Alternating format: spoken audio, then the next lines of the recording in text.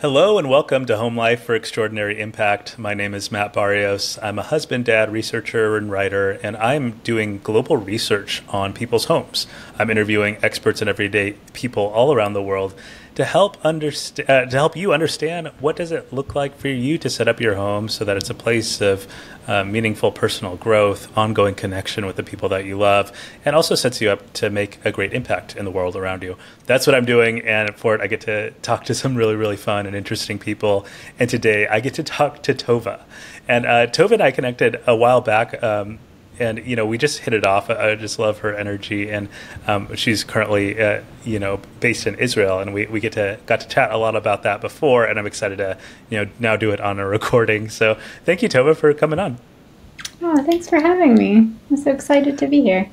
I'm so glad to talk with you. So I guess a quick jumping off question in a show that is all about helping people set up their homes to make a great impact on the world around them. How do you like to set up your home to encourage a good impact? So I really look for ways to arrange my spaces and think about my spaces so that they're highly functional. And that's really because we live in Jerusalem, which is a city in Israel, which has a real estate and space crisis going on right now at the moment. Wow. Everybody here lives in, if you compare, let's say, to the United States, everybody here lives in much smaller apartments or smaller houses in general. So space is really at a premium. I used to live in New York City. I grew up in New York City, so I was used to that when I came here. Yeah, exactly. I should preface that. Yeah, like everybody knows that in Manhattan, people are like having children and making them sleep in drawers or in bathtubs or whatnot, But here, it's my kids don't sleep in a bathtub, but like we have a lot of space constraints. And I live with my husband and our 3 kids and our dog in an apartment, which is. I want to say it's 100 meters. So how many afterwards you can figure out how many feet that is. Yeah. I don't know how many feet that is, but it's like not. I feel like my math brain is like turned off at this moment to figure that out. Yeah. Is it multiplied by 3? Something like that. So. I don't know. It's something like that. Yeah. So so that's not very small. 300 square feet. That's not very large. It's not very large, but I don't know if it's 300 square feet. It might. I have to. I don't know. I need to figure it out. But it's small. Everybody can imagine in their mind a small kind of setup.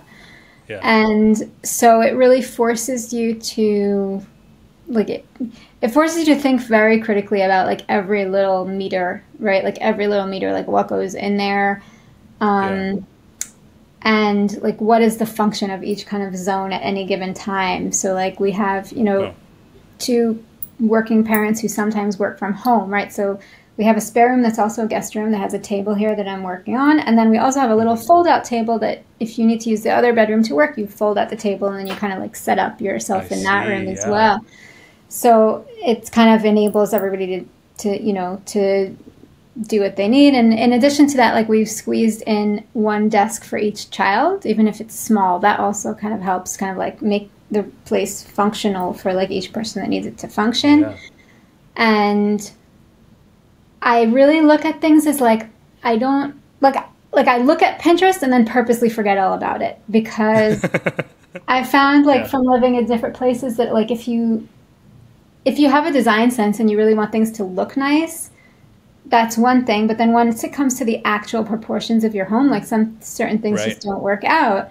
And so you can't beat yourself up that it like didn't look like the Pinterest version of like whatever it was totally that you were looking at. So it's kind of like, and I don't know, I noticed that you interview a lot of designers and artists. So like, I don't know how many people would understand this reference, but it's kind of like when you learn to draw, right? Like you learn about all the proportions of everything and then you're supposed to forget all of it so that you can make your own creation, right? Like that learning and forgetting. Yeah. So like when I think about designing the house, I think about learning and forgetting. Like I'll look at things on Pinterest that like work for whatever setup that was and I'd be like, all right, forget about that now and like look at the space in front of you and just like figure out how to zone the space and like arrange the furniture for like what it is that works for that us. that makes a ton of sense to me because there is such a customization step required with your Right. own home and Yeah. its proportions and people and Yeah. function. And it's almost as if like you look at Pinterest and it's like a mood board, right? Like, oh, this Exactly. is just some, Yeah. hey, it reminds me of a certain feeling or certain colors or Yeah. what have you. Yeah. And yeah, that sounds actually like a helpful way to approach it versus Yeah. thinking, oh, I need to do this DIY project. Like I saw one on Instagram the other day. That's People like, people who don't yeah, have a lot of experience like setting up homes or designing homes, like they will do that. They'll go on Pinterest, look for ideas, they'll like say, "Oh, I want that thing, right? This yes, thing, and I want it to do this, and I want that, right?" And then they'll come to their own house and they'll try and do that, and then you get things that don't always, like, they don't always make sense, right? Like yeah. it. Exactly. Like, yeah, this video I saw the other day, it was like people restored some like school lockers Hmm, and they made it like an entryway thing. It looked really beautiful, honestly. Like, I was like, man, this is very impressive. And they did a great job with this. And also, I'm imagining doing that in our house, which like is not large either, hmm, you know, and it's like, it would take up so much space. It's like you yeah, need to kind of have like right, a right. country home basically to pull off something like that. And yeah, and you know, so all that to say, like I hear what you're saying about the importance of this step of really considering the function and constraints of your environment. And it is sounding so much like a design way of approaching this stuff. Yeah. And I know that is your work, your life is in product and UX design. Um, and so I'm curious, are there other ways that that mindset has influenced the way that you think about home? Yeah, I think, well, one habit or one tip that I can share that during COVID really sharpened it for me, and now I do this all the time, my husband does this all the time, is that we all wish we could have a nice home office, right? And we all wish that, don't we all wish that we could have a nice home office for everyone in the house that needs to work, right? Like I would have my own office, he would have his own office. When my mom Yeah. comes to visit and sleep here, she would have her own office to work in because when she comes here, she also works from home, right? Like if you think Yeah. about all these things and they all add up, it's like, again, it goes back to like, yeah, I saw on Pinterest all these great ideas for a home office, but what if that home office actually has to be a WeWork because there's 4 different adults that have to work in there all the time? All of a sudden, it looks very Exactly. different from that. Yeah. And who can afford 4 home offices and have them be flexible so that different times of the year, different, like my parents, for Yeah. example, like they come and they visit from New York, like sometimes for 3 weeks at a time, right? And it's like they also need to work from here, right? It's like not, do you know what I mean? Like Yeah. there's just like so there, it might as well be a WeWork on some level.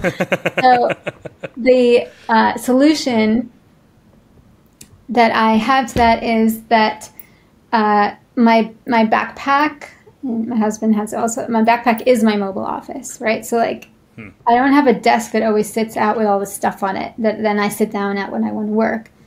The work happens wherever my backpack is, and wherever my backpack is, I unpack it. So in the backpack is everything that I need to work, everything. So it's like Yeah. all the chargers that I need.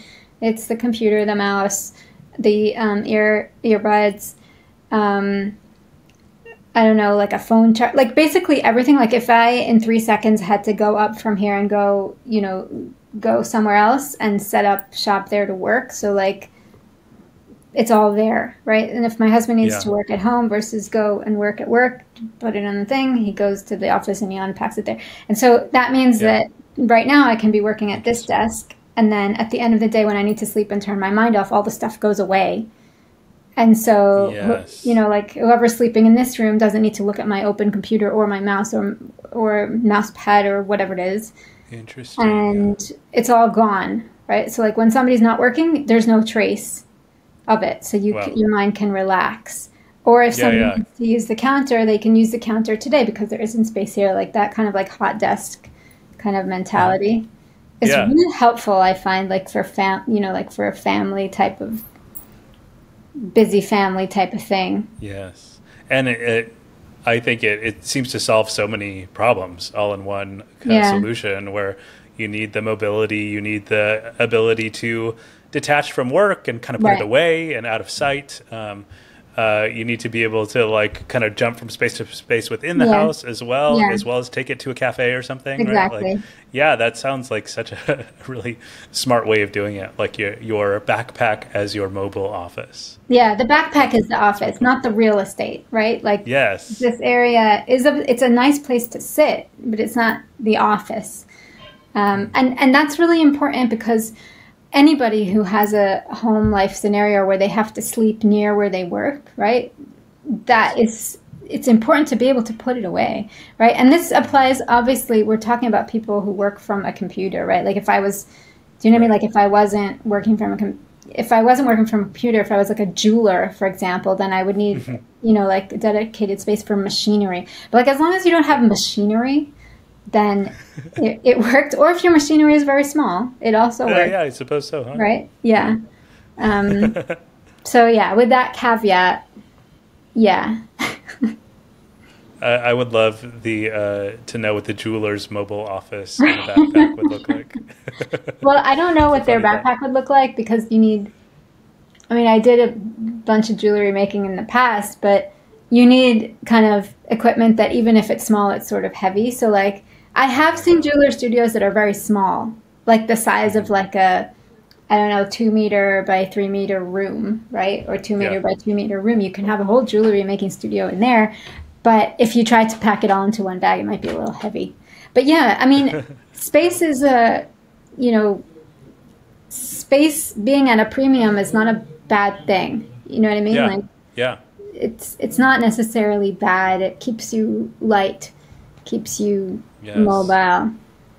And I think there's some people who really thrive in that model of living. I think it's kind of common in urban settings. Like Yeah, our baby, her crib is in the closet in our place there you because go. that's where we got the space for it. Like that kind of thing. Yeah. Like, and she loves it, and it's highly functional for us, right? Like, so that's the kind of thing that I think a lot of folks who are in, I don't know, dense or urban environments are used to that sort of stuff, and maybe even like, I don't know, that especially when I think about a lot of people in cities, there is the back against the wall, like, I don't know, push through kind of thing that is part of it, and I wonder if that actually.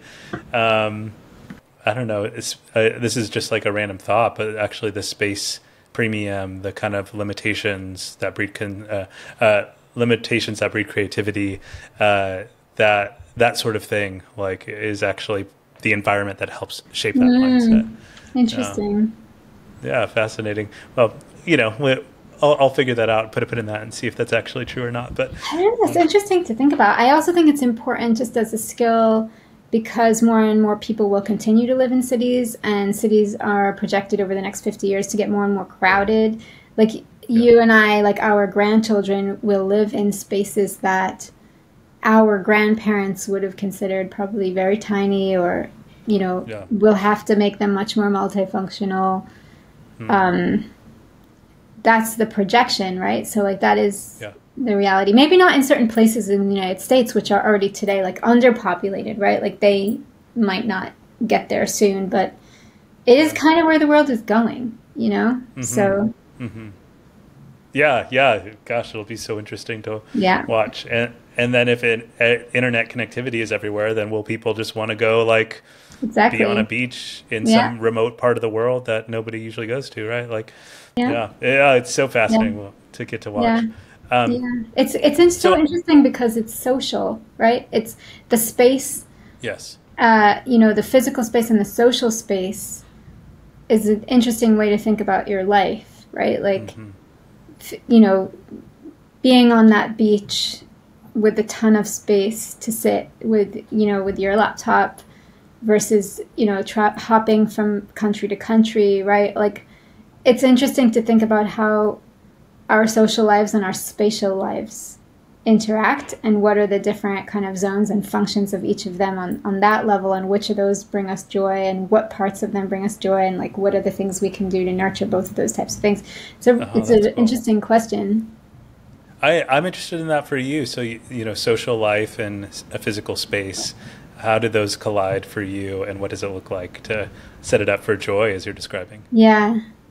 So I think I mentioned this in you asked a question in this like preparation questionnaire that you sent me for this podcast, and you said like, is it a routine? No, it wasn't a routine. You asked about routines, and I said that I use Groove because that helps me organize my work life. And then you asked about a habit or a tip, or I can't remember what it was, and I said that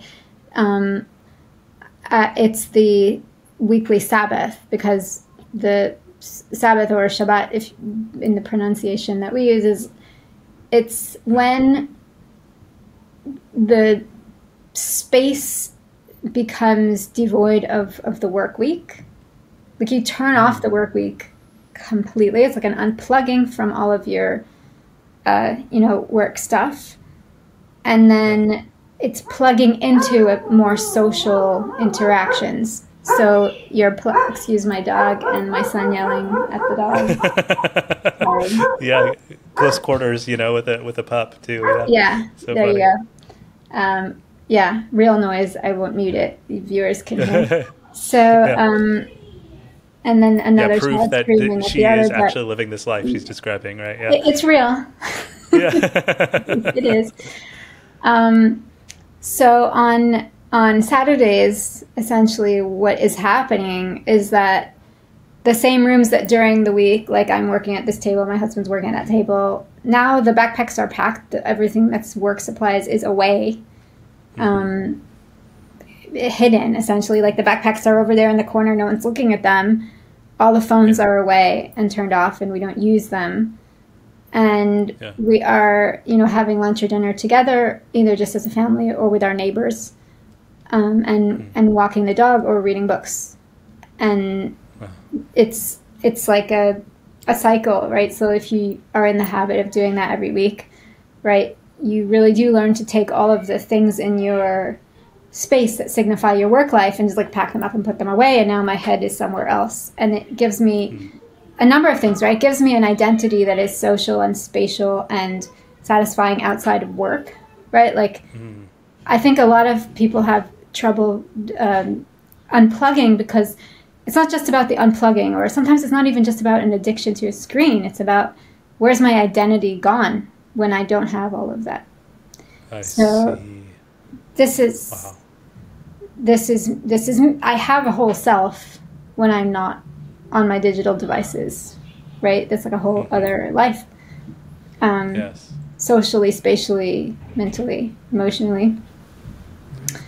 I think what you're getting at is this really interesting contrast that I think I experience, I think a lot of people experience, which is we've got this like digital world overlay for a lot of life that is, these days often the place where we work, the place where we socialize on social media, the place where we're entertained.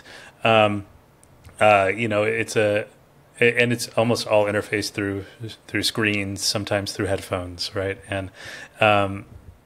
And then there's this other layer, which is this very, very physical space where we eat food and we give somebody a hug and we hear the dog barking and so on. And I could just totally see, as you're describing this Sabbath, like Shabbat practice, that being almost like moving from one world to the other, even though you're like always inhabiting the same space, but like, really, and I think it is interesting that you're using the word identity there, like having an identity in each, that's really it's about time, right, that we recognize that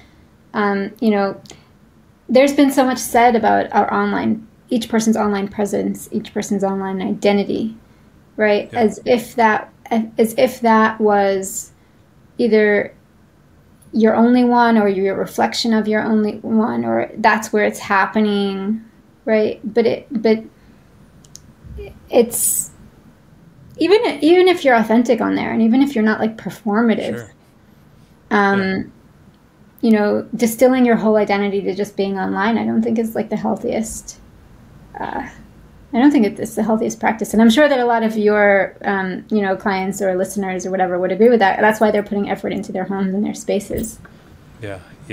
I mean, absolutely. I think because as much as like our online lives are valuable, and they bring a certain kind of joy and effectiveness in the world and so on, like there are also massive limits to them. And I think now bringing this back to the social layer to it, like even if and I've made some fascinating, wonderful connections with people around the world through this podcast, through other means, you know, and everything, but none of them know, you know, what I smell like, what I look like when I'm eating food, you know, like what, you know, just like these kinds of things that are just like, you know, like when I give a hug, like what is the force of that? Right. And Yeah.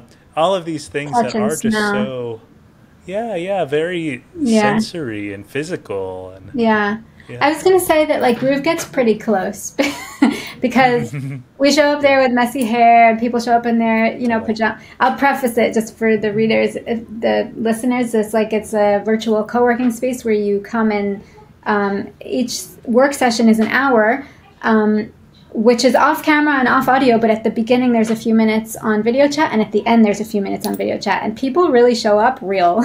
They show up really real.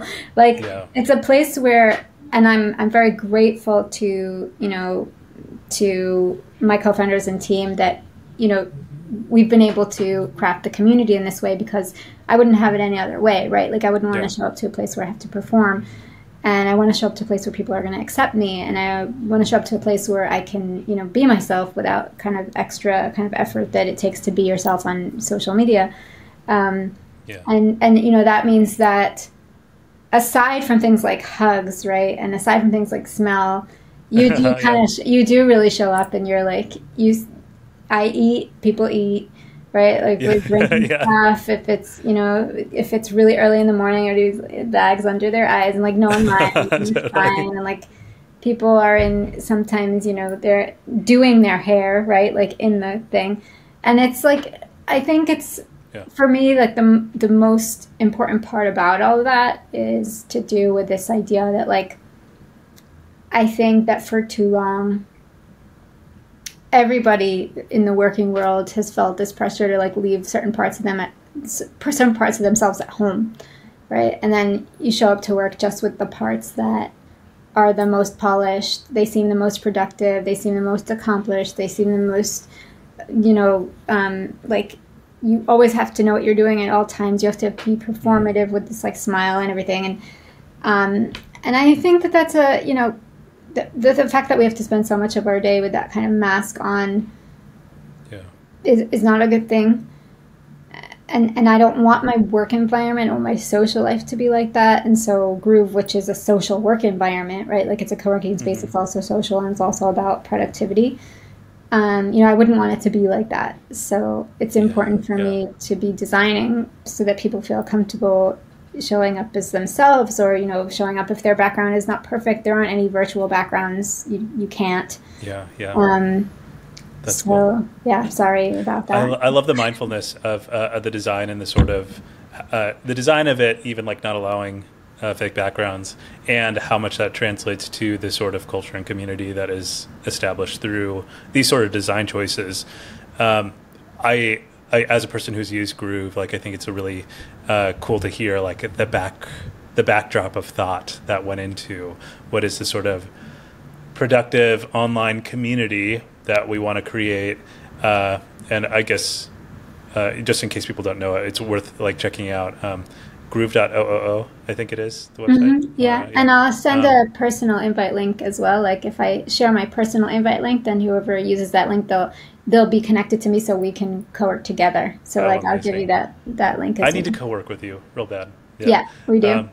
Yeah, totally. So yeah, but basically like you at least you're from a user's perspective, you know, log in and you set up your goals for the day, and then you like go onto a quick little video call, and you talk to a handful of people who are also working on whatever their goals are, and you have a quick chat. Then you break out to go work on it for an hour, and then at the very end of it, you come back on video and say how it went, and then you can continue to keep grooving with these people and do more iterations of that, or branch off and do whatever else you need to do. But and it's been like a really cool way to think about co-work in a at least for me as a person who works independently and from home and misses coworkers. Like I love coworkers. I love relationship with people. So I guess just to kind of add context to people as they are listening to this about it, and totally worth checking out. Yeah. Now I want to, if it's okay, I want to take this to a different angle on home, and just hear a little bit about like what are the different places you've called home over the span of your life. So I grew up in I was born in New York, and then my like really early childhood was a lot of flying back and forth between here and New York. Like before the age of 5, like I was on a plane like all the time. Wow. And my parents are physicists, and they were working here at a university for those years, and their parents were still back in the United States, so we did a lot of flying.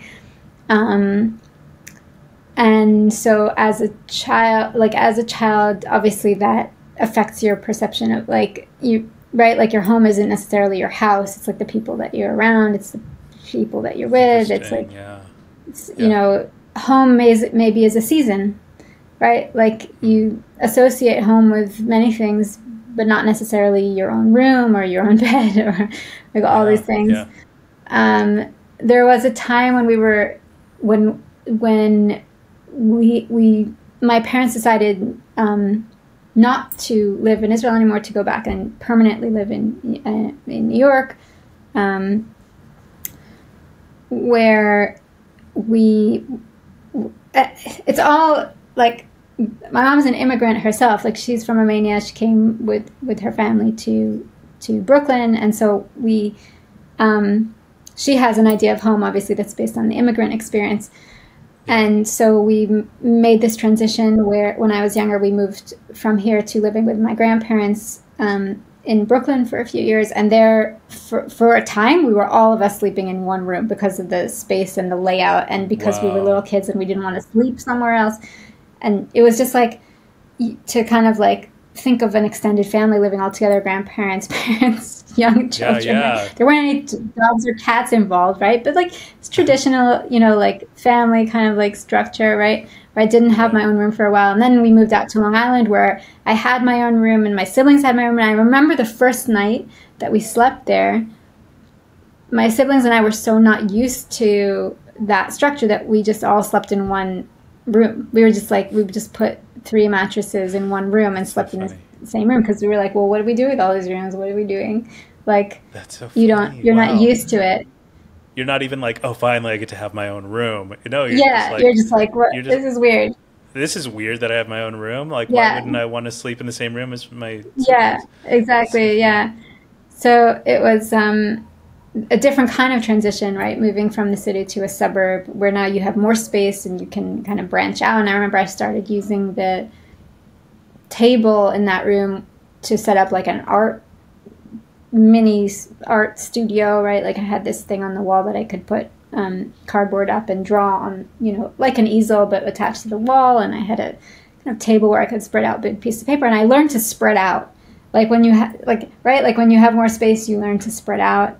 You have less space, you learn to like do all the kind of tips I'm giving now about like packing into backpacks and stuff, right?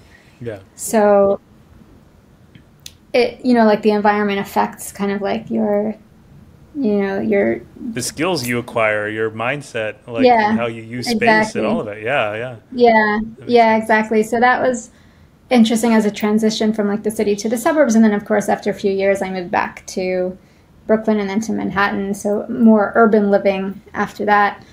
And then here to Jerusalem, which is a city. So I think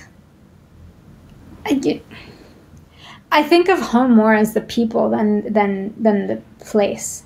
You know? Like that's my feeling. That's like my approach.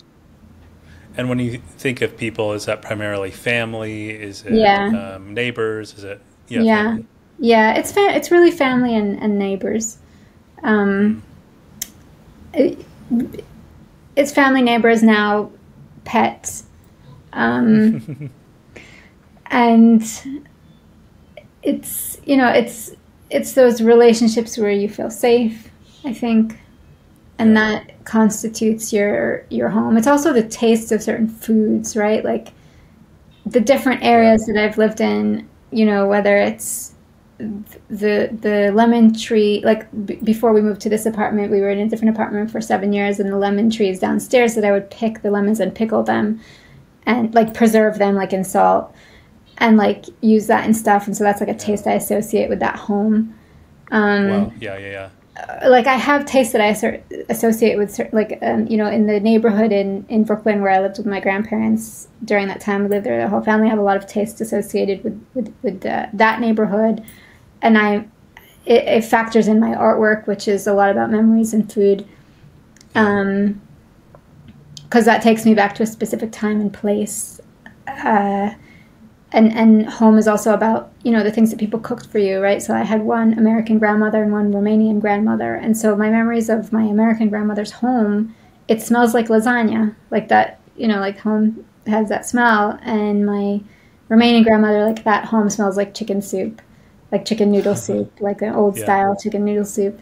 Wow. And so these things are, it's like it's intertwined, the home and the smell and the food that you have there. Absolutely. Yeah. Yeah. And I'm thinking of my Mexican grandmother's kitchen, and it smells like fresh made tortillas with butter on them. Like that's Wow. the smell. That's the And smell of home. yeah, yeah, it's just such a cool thought.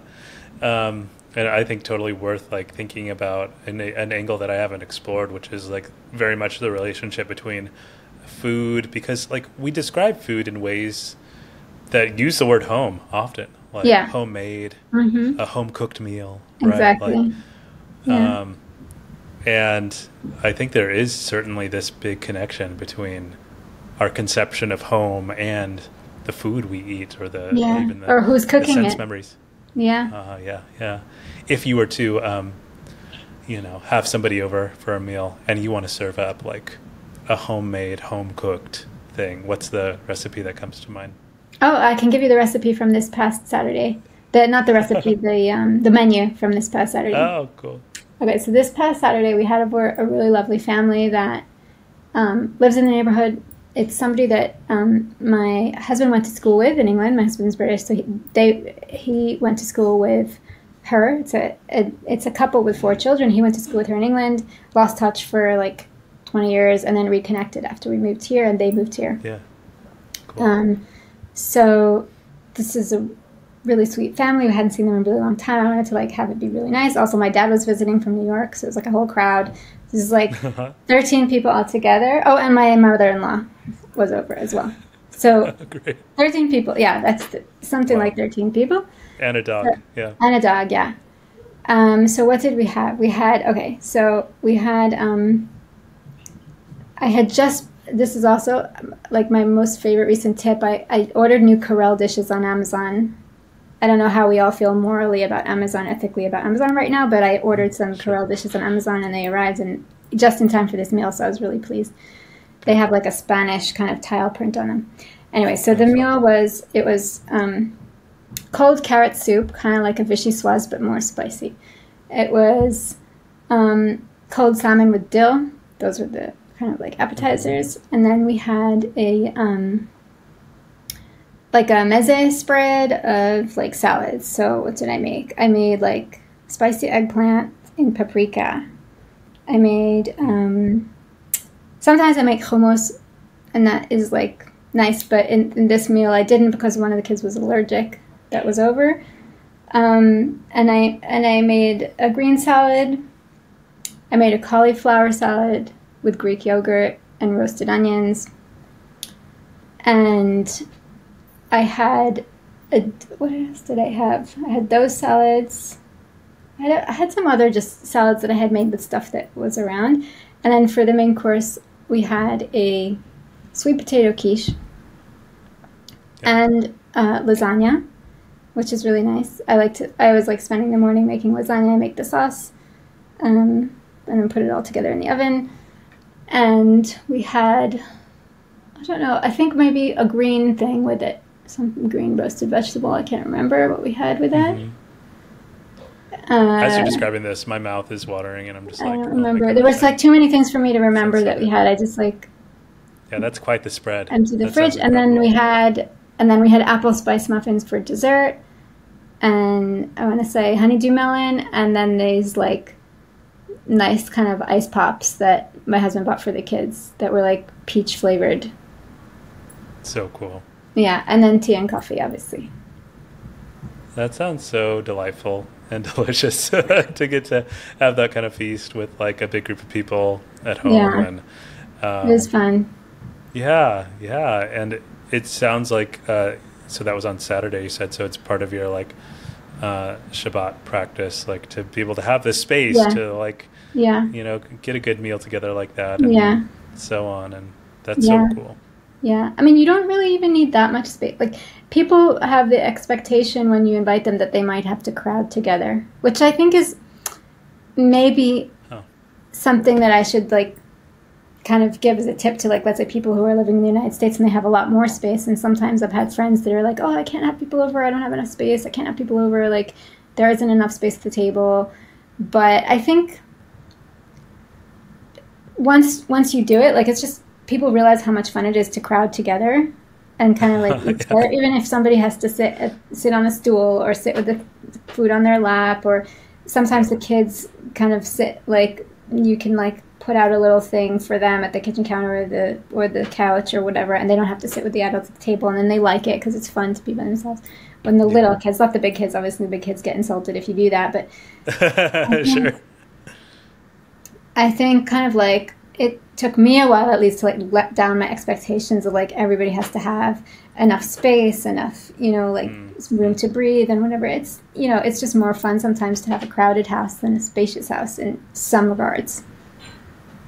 That's cool. And I would think one thing that people kind of long for is people to be close to, right? Yeah. And I think that actually translates to physical closeness Yeah. points, to be shoulder to shoulder with people, sitting right next to them, as you're eating your meal. And yeah, and it sounds intimate for that reason. It's amazing. So another question about your home. When home is going really great, what does that look like for you? How would you describe it? I think I think one thing that I really need to be better about is sleep, because I think that, I mean, when home is going really great, we have really nice meals like this, and I get to see people, and it's fun, and I'm productive at work, and it's all really great. I think that something that often gets shafted is that I just, like, there's just so much going on here that, like, I don't sleep enough. So Yeah.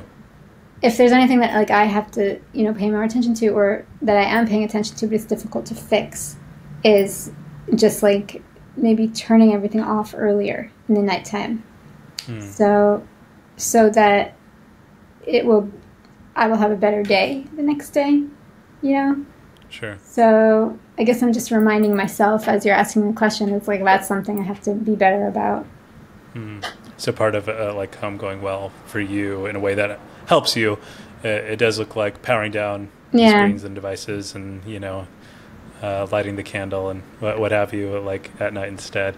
That makes a lot of sense to me. As somebody who recently we've been watching The Bachelorette. I just finished up, but we're behind, and it's just like, oh yeah, we've been watching that like every night because we're running behind, and we just stay up late until we're like falling asleep, and then whatever. So, and I can feel it wearing on my sleep. And, It does. All of that. Yeah. So It I can really relate does. very much. Well, Tova, this has been a really fun conversation, and I love every chance I get to chat with you. And I guess one final question for you: if you were to kind of give a tip or suggestion or recommendation for a thing that you think would be really helpful to improve people's quality of life at home, what would you recommend? I think that people most of the time they forget the basics. Like, I think that somebody who's, even myself, I often forget the basics because you spend so much time in your home, or because you take it for granted for whatever reason.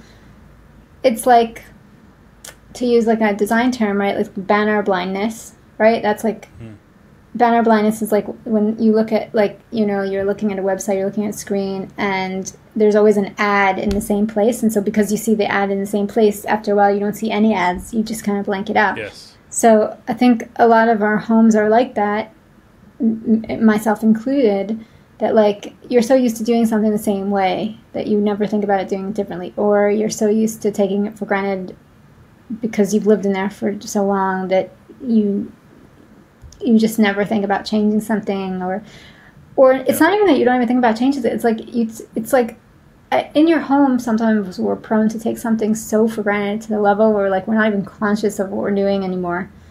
That's why so many people's bad habits happen at home, right? Like how many bad habits happen in the coffee shop or at work or at a party, right? Like comparatively few.